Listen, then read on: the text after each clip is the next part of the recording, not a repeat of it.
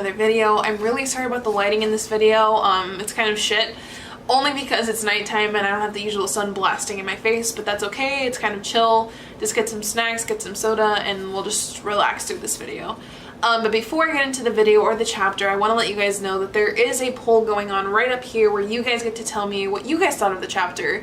It's basically a 5-star rating all the way down to a 1-star rating, and it's just a fun way for me to see what you guys thought, and you guys get to see what other people thought as well. So please don't forget to participate.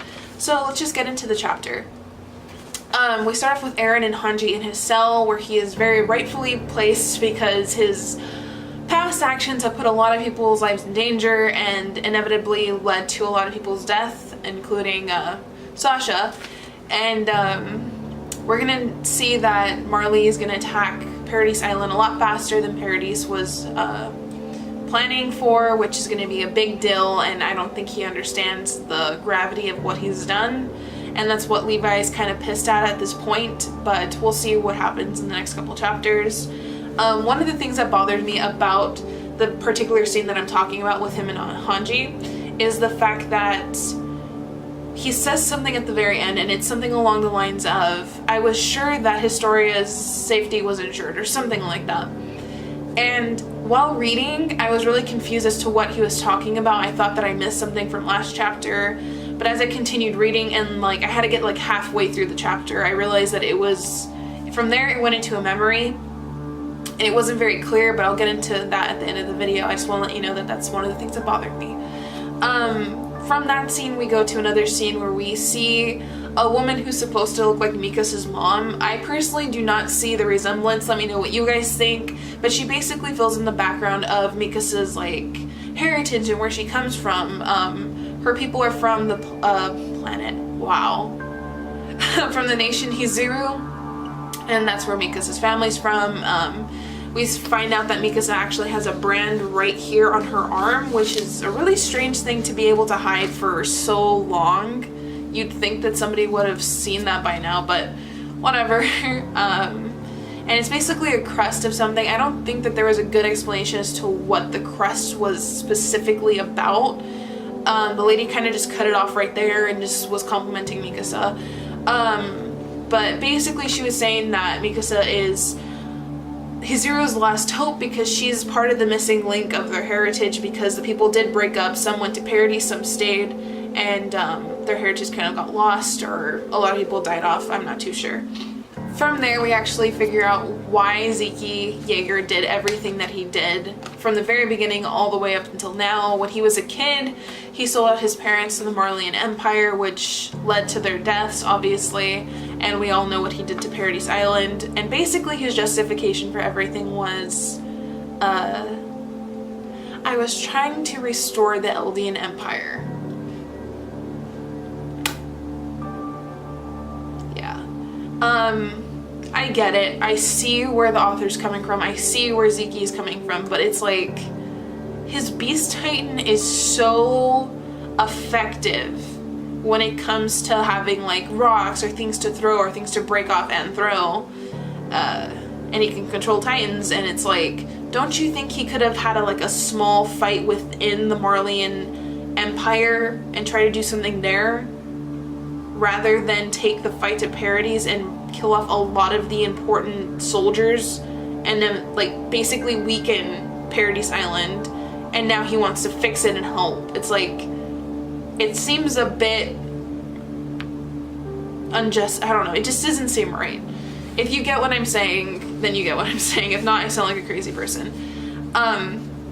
From there, we find out that Historia actually needs to become the next Beast Titan because Zeke Yeager's time is very limited. I think he has under a year now, and she obviously has the power, or not the power, but she has royal blood, and with the power of a Titan, she would become very powerful, and they need her to continue the bloodline from there.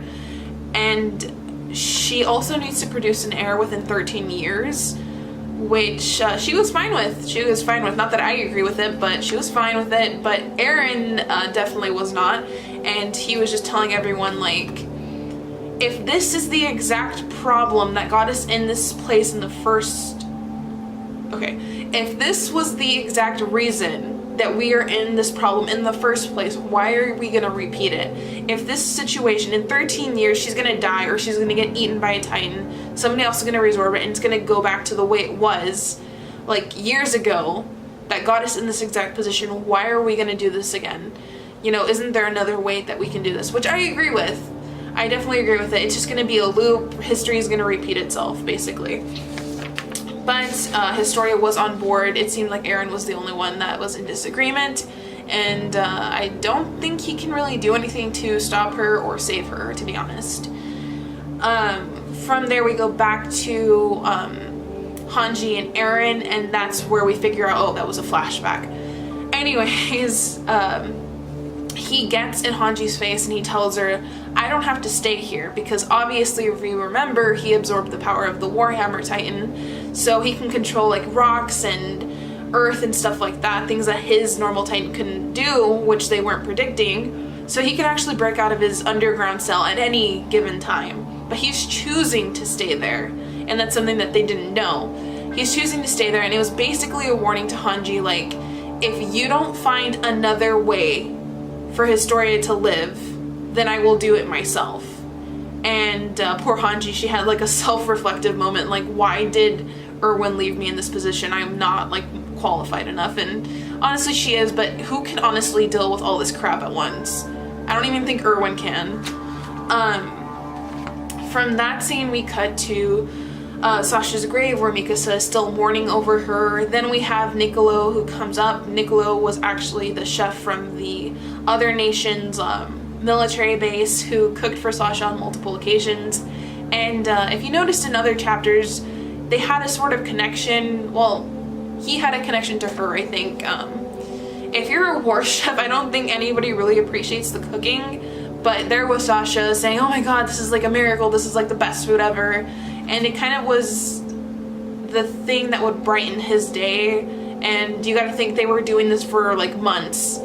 You know, we don't know how long they were training together, so at least for a month, she was like the light of his day and whatever, and he didn't even know that she died until days later. In that moment, he was like, is Sasha really dead?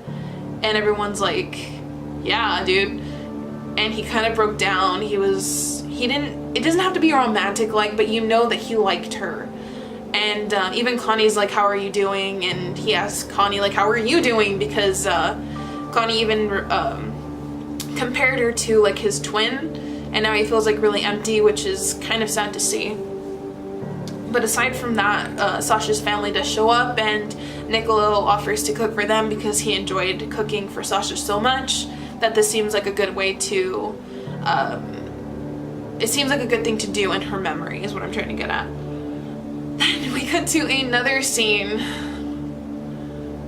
I'm getting tired of repeating myself too, trust me. We cut to another scene where it's Levi and Zeke in the forest with the giant trees, which was very popular back in the early chapters of the manga. This is basically Zeke's cell, actually, because if he chose to become a Titan, his Titan would not be able to maneuver amongst the trees very easily, and if he were to go on foot, obviously Levi is well prepared for that, and there is no rocks, there's nothing for him to throw in his Titan form, so basically he's stuck there in the middle of nowhere with no help, and he's stuck there with Levi. And now Levi and him are having kind of a civil conversation, and Levi is figuring out like, hey, this guy's kind of human too, not to say that what he did was justified, but like Levi is getting a better look at Zeke from first-hand experience. And the last thing that Zeke says is, I wish Gabi and Falco would be able to see this forest, because obviously in Marley there's nothing like that there, because it's all like industrial and factories and stuff like that. And then from there, that's the only good transition other than the flashback to Hanji and Eren. This is the only like transition that made sense. We go to Gabi and Falco in their cell, and we see that Gabi is like freaking out, she's in pain, she's having like a seizure or something, and one of the guards comes in and is like, hey, are you okay? With honest, caring intention. And can you guess what she does? She kills him. I'm gonna let you guys know I don't like Gabi, and I'll get into why later, but I just don't like her. Anyway, she kills him, and then her and Falco escape, and Falco's like, why did you do that? Like, they honestly cared about you. What are you doing? And she basically says that she can't trust anybody, and that includes Reina, Zeke, all of them. So basically she thinks that she's on her own, and she looks kind of wild and crazy. I don't know if everything's hitting her at once, but whatever.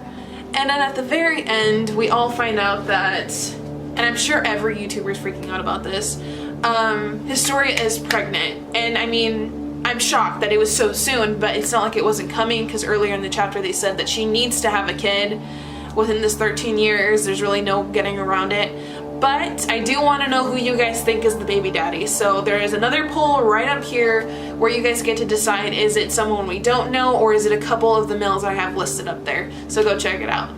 So basically my feelings about this chapter are, let's just start off with the rating. I'm going to give it a 3.5 on the star scale, because there is so much jumping around in this chapter, and it really seemed like the author was trying to squeeze in so much information in one chapter. There was a lot of talk of politics, which I get is needed for background and for reference, and so that we know for upcoming chapters. But when there's that much talk of politics, it kind of frustrates me, because that is not what I was infatuated with when it came to Attack on Titan.